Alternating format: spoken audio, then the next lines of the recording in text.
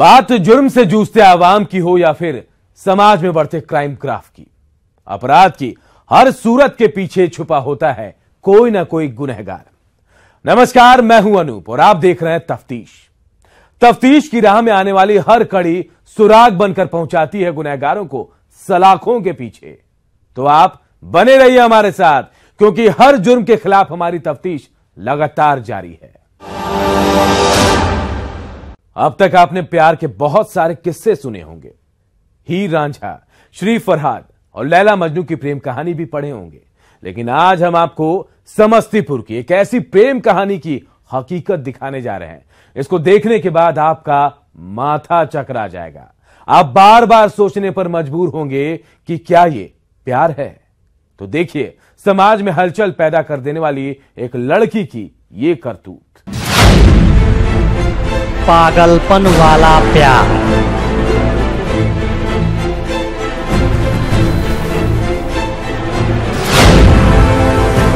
प्रेमी के पिता से की शादी।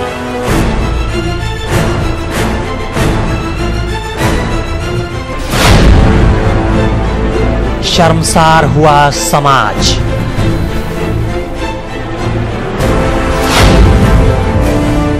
सन की प्रेमिका की सनक।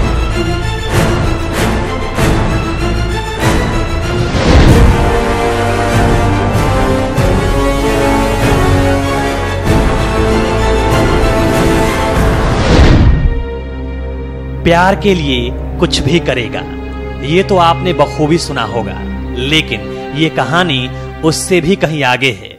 इस प्यार ने सारी सीमाओं को तोड़ दिया, सारे बंधन तोड़ दिए, सारे रिश्ते नाते ताक पर रख दिए और वो कर दिखाया जिससे हर कोई अपने आप को शर्मिंदा महसूस कर रहा है। इस कहानी को हम आपको विस्तार से बताने जा रहे हैं, जिसको देखकर आपका भी माथा सन्न रह जाएगा। दरअसल ये मामला समस्तीपुर के हलई थाना क्षेत्र का है, जहां एक 10वीं की छात्रा को अपने साथ पढ़ने वाले एक छात्र से प्यार हो जाता है। लड़का पटोरी थाना इलाके के एक गांव का रहने वाला है। जैसे जैसे समय बीतता गया, दोनों का प्यार परवान चढ़ने लगा। चोरी छिपे दोनों मिलने भी लगे और फिर एक दिन दोनों ने भागकर शादी करने का फैसला कर लिया। आखिर वो दिन भी आ गया। 6 सितंबर 2018 को दोनों भागकर शादी के लिए समस्तीपुर के विद्यापति धाम पहुंचे, लेकिन मंदिर का पुजारी लड़के को देखते ही समझ गया कि लड़का नाबालिग है। जब पुजारी ने छात्र छात्रा के उम्र का सत्यापन किया तो लड़का नाबालिग ही निकला, जिसके बाद पुजारी ने शादी कराने से इनकार कर दिया। लेकिन प्यार में पागल लड़की इसके बाद अपने प्रेमी के घर पटोरी पहुंच गई। इसी बीच लड़की के पिता ने हलई थाना में अपनी बेटी के अपहरण का मामला दर्ज कराते हुए अपने पड़ोस के सत्यनारायण सिंह, उनकी पत्नी और 2 बेटों पर नामजद FIR करा दिया। इधर मामला दर्ज होने के बाद पुलिस लड़की की तलाश में इधर उधर छापेमारी करती रही, लेकिन दोनों का कोई सुराग नहीं मिला। लड़की के परिजन लगातार बेटी की बरामदगी के लिए पुलिस के वरीय अधिकारियों पर दबाव बनाते रहे, जिसके बाद पुलिस ने कार्रवाई करते हुए आरोपी परिवार के एक लड़के को जेल भेज दिया और बाकी आरोपी की गिरफ्तारी नहीं होने पर कुर्की का इश्तेहार चस्पा कर दिया।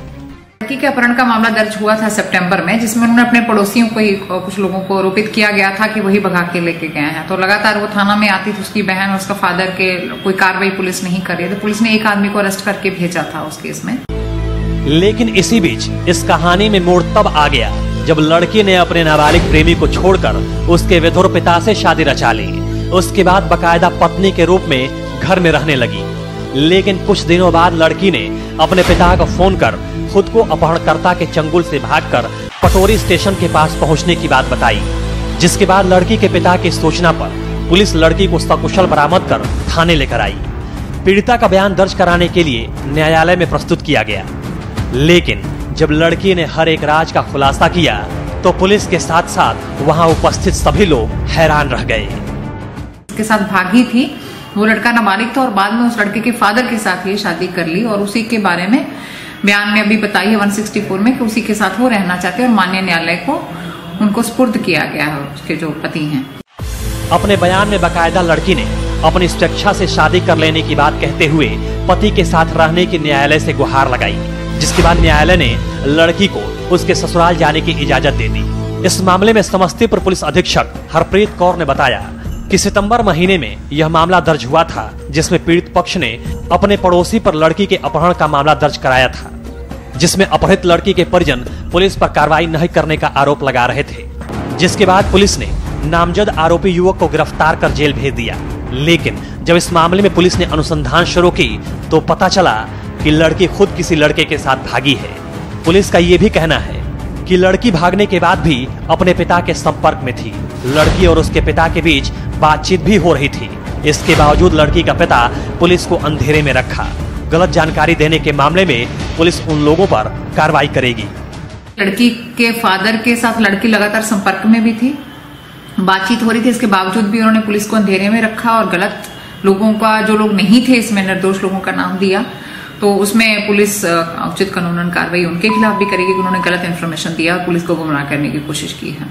एक प्रेमिका के इस कदम से हर कोई हैरान है। प्रेमी के पिता से शादी करने का ये मामला काफी चर्चा में भी है।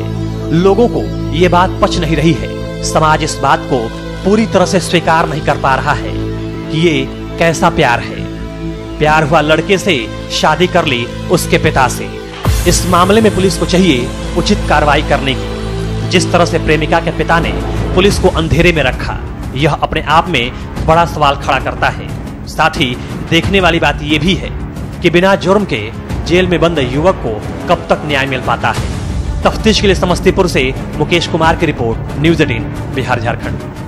सीतामढ़ी में चोरी की गाड़ी से सस्ती है दूल्हे की बारात। जी हां, चौकिए नहीं, ये हकीकत है। लेकिन ये कोई परंपरा भी नहीं है। इसके पीछे काम कर रहा है एक बहुत बड़ा नेटवर्क, और यह सीतामढ़ी के परिवहन विभाग की लापरवाही से सब खेल चल रहा है। परिवहन विभाग की बिना जानकारी में वैसी गाड़ियों से यहां बड़े पैमाने पर रथ का निर्माण किया जाता है, जिनका ना तो कोई दस्तावेज होता है और ना ही वाहन चलाने के दूसरे जरूरी कागजात। चोरी की गाड़ियों का कुछ ही दिनों में मिट जाता है हर एक सबूत और तैयार हो जाती है एक नई गाड़ी। क्या है पूरा मामला, इस रिपोर्ट में जानते हैं। डीजे गाड़ी का बड़ा सच, चोर बाजारी का बड़ा खुलासा, जहां मिट जाता है हर सबूत, तैयार होती है एक नई गाड़ी।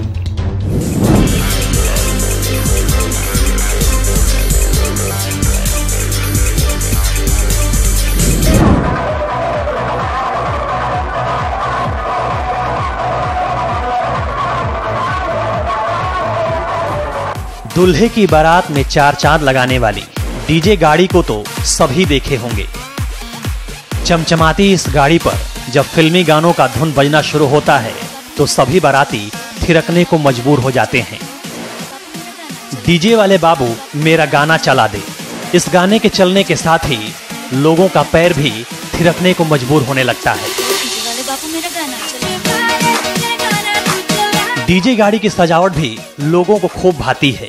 दुल्हन की तरह सजी ये गाड़ी बारातियों के साथ धीरे धीरे चलती रहती है, जिसके ऊपर धमाकेदार आवाज में गाने बजते रहते हैं।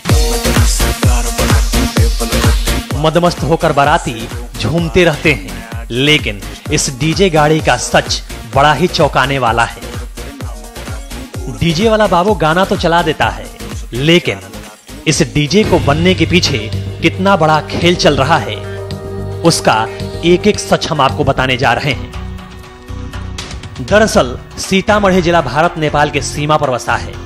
खुली सीमा का फायदा उठाकर न सिर्फ यहां अपराधी बड़ी घटनाओं को अंजाम देने के बाद नेपाल चले जाते हैं, बल्कि नेपाल से चोरी की गाड़ियों को भारत में, तो वहीं भारत से चोरी की गई या लूटी गई वाहनों को नेपाल में खपाने का काम भी बड़ी तेजी से यहां होता आ रहा है। गाहे बगाहे पुलिस कार्रवाई में अंतर्राष्ट्रीय वाहन चोर गिरोह के सदस्यों की गिरफ्तारी से भी इस बात का खुलासा होता आया है। लेकिन शादी में जाने वाली डीजे गाड़ी के बनने के पीछे काम कर रहा है एक बड़ा नेटवर्क। गाड़ी देना पड़ता है उन लोगों का, लाइटिंग देना पड़ता है। वो गाड़ी जो वो अपना जैसा गाड़ी दे, हम उस गाड़ी पर हम लोगों को बना देना है। सीतामढ़ी से सोनबरसा जाने वाली सड़क यानी NH 77 के दोनों तरफ यहाँ 22 ऐसे गैराज हैं जहां पुरानी गाड़ियों को काटकर उसको रथ बनाने का काम होता है। ये वैसी गाड़ियां होती हैं जिनको देखने वाला कोई नहीं, यानी कि जिन गाड़ियों का ना तो कोई दस्तावेज होता है और ना ही परिवहन विभाग से सड़क पर परिचालन की अनुमति। नेपाल से लाए गए वाहनों की संख्या उनमें ज्यादा है जिनसे यहां रथ बनाने का काम किया जाता है। तकरीबन 250 लोग इस कारोबार में लगे हुए हैं। पुरानी गाड़ियों को देने के बाद उसको रथ बनाने में यहां 1 से 1.5 लाख खर्च आता है। फिर रथ बनाने के बाद वैसे वाहनों से लगन के दौरान दुल्हों की बारात यहां सजती है। इस गोरख धंधे से पुलिस और परिवहन विभाग पूरी तरीके से अनजान बना बैठा है। गैराज में काम करने वाले लोगों को इससे कोई मतलब नहीं कि गाड़ियां आखिरकार कहां से आती हैं। उनको तो बस मतलब है तो अपनी मजदूरी से। कस्टमर हो तो उसको गाड़ी में बनाते हैं अपना रथ, अपना मजदूरी लेते हैं बस। तो कितना में बना लेते हैं? मजदूरी सब तो है 80,000, 85,000, 90,000 में बस। भारत नेपाल सीमा पर बसे सीतामढ़ी जिला अंतर्राष्ट्रीय दृष्टिकोण से बेहद संवेदनशील माना जाता है।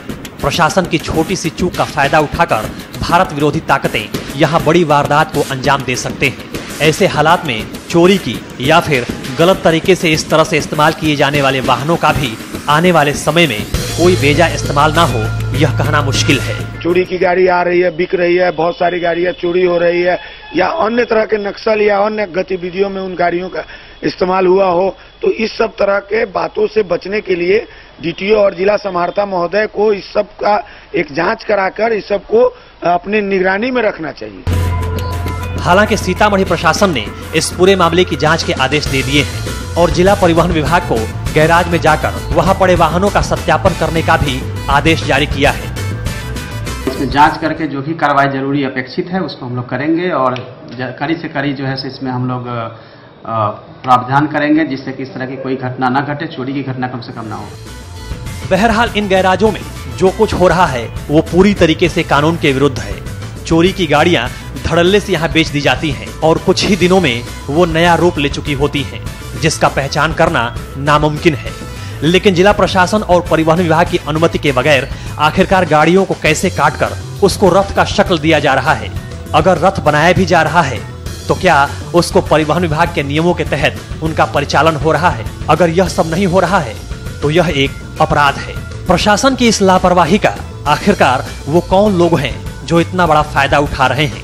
इसके पीछे वो कौन गैंग है जो काम कर रहा है? प्रशासन को इन सारे पहलुओं की जांच करने की जरूरत है।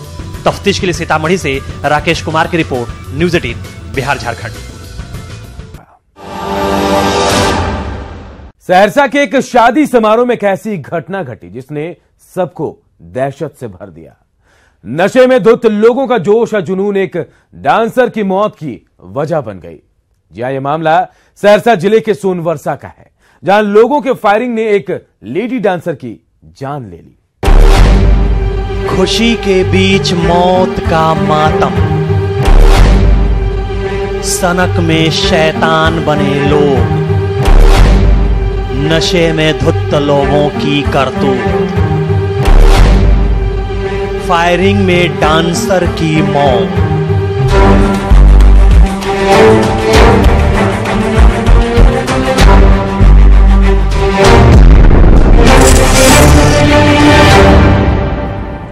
हमेशा की तरह वो डांसर पहुंची थी स्टेज पर डांस करने।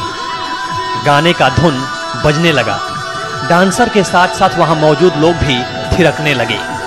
एक के बाद एक गाने बजते रहे। डांसर अपनी डांस से लोगों का भरपूर मनोरंजन करती रही। सहरसा के इस शादी समारोह में लोगों का उत्साह जोरों पर था। एक तरफ स्टेज पर डांसर ठुमके लगा रही थी, दूसरी तरफ नशे में धुत लोग झूम रहे थे। इसके साथ नशे में होश गंवाए लोग ताबड़तोड़ फायरिंग भी कर रहे थे। लेकिन ये जोश और जुनून डांसर की जिंदगी पर भारी पड़ जाएगा, इसका अंदाजा किसी को भी नहीं था। और कुछ ही पलों में जो हुआ वो सारी खुशी को मातम में बदल दिया।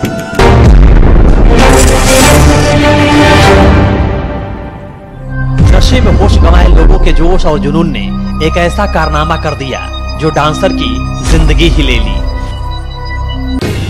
जानकारी के मुताबिक सहरसा जिले के सोनवर्षा राय थाना क्षेत्र के विराटपुर गांव में आयोजित शादी समारोह में शराब के नशे में धुत कुछ लोग अंधाधुंध फायरिंग कर रहे थे। इसी दौरान चली एक गोली डांसर मधु उर्फ आकृति के सिर में जा लगी। गोली लगने के साथ ही पूरे समारोह में अफरा तफरी मच गई। घायल नर्तकी को इलाज के लिए आनंद फानन में निजी अस्पताल में भर्ती कराया गया, लेकिन इलाज के दौरान डांसर की मौत हो गई। डांस कर रही थी जब ये गोली चला और जैसे ही ग्रीन रूम में थे और मालूम चला कि जो गोली जो है उसको मार दिया गया। समारोह में मौजूद कलाकार जावेद के मुताबिक वहां का माहौल बेहद ही खराब था। डांस कार्यक्रम के दौरान लगातार फायरिंग हो रही थी। शादी समारोह में आयोजित कार्यक्रम में 50 से ऊपर हथियार थे। साथ ही लोग शराब के नशे में धुत थे। जानकारी के अनुसार नाइट क्वीन ऑर्केस्ट्रा की ओर से यह कलाकार वहां कार्यक्रम में गए हुए थे, लेकिन इन कलाकारों को कहां पता था कि जहां ये लोग जा रहे हैं वहां सनक में शैतान बने लोगों का जमावड़ा होगा। वहाँ का माहौल एकदम विचित्र टाइप का था। मामले को लेकर हमने डांसर मधु के मामा से भी संपर्क किया, जिनका कहना था कि मधु सुपौल जिले की रहने वाली थी, जो सहरसा में अपनी मां के साथ रहती थी। उनका यह भी कहना था कि आशीष सिंह नाम के एक व्यक्ति की बहन की शादी थी, जिसमें दिलीप यादव नाम का कलाकार उनकी भांजी को ले गया था, लेकिन शराब में नशे धुत लोगों ने अंधाधुंध फायरिंग कर उनकी भांजी की जान ही ले ली। और दिलीप यादव वहाँ बस्तु बिहार से हमारी भांजी को ले गया। वहाँ उबराटपुर में शादी था और शादी में जो है वहाँ उसका मित्र लोग वगैरह वगैरह डांस कर रही थी स्टेज पर और वहाँ गोली चलाया गया, जिसमें कि उसको लगा। इस सनसनीखेज घटना की जानकारी जैसे ही स्थानीय पुलिस को मिली, पुलिस मामले की पड़ताल में जुट गई। पुलिस अधीक्षक राकेश कुमार का कहना था कि इस मामले में एक अभियुक्त को गिरफ्तार किया गया है। जल्द ही पूरे मामले का खुलासा हो जाएगा। क्योंकि नामजद प्राथमिकी लड़की के परिजन ने दर्ज कराई है। इसके अलावा जो अभी तक प्राथमिक अनुसंधान हुआ है, उस अनुसंधान से भी स्पष्ट हुआ है कि गोली किसकी। इस मामले को लेकर पुलिस कई पहलुओं को ध्यान में रखकर जांच कर रही है। साथ ही पुलिस उस आरोपी की पहचान होने के साथ साथ 24 घंटे के भीतर पूरे मामले का खुलासा करने की बात कह रही है। इसमें एक व्यक्ति को नामजद किया गया है और इसके अलावा उनके अन्य साथियों को भी नामजद किया गया है। हम लोग इसमें निरंतर प्रयास कर रहे हैं और अगले 24 घंटे के अंदर इसमें निश्चित रूप से गिरफ्तार। फिलहाल पुलिस मृतका के पोस्टमार्टम रिपोर्ट और पीड़ित परिवार के बयान के आधार पर कार्रवाई करने की बात कह रही है, लेकिन सोचने वाली बात यह है कि नशे में धुत लोगों की फायरिंग ने एक लेडी डांसर की जान ले ली। ऐसे लोगों के खिलाफ पुलिस को कड़ी कार्रवाई करनी चाहिए। तफ्तीश के लिए सहरसा से अनुभव की रिपोर्ट, न्यूज़ 18 बिहार झारखंड।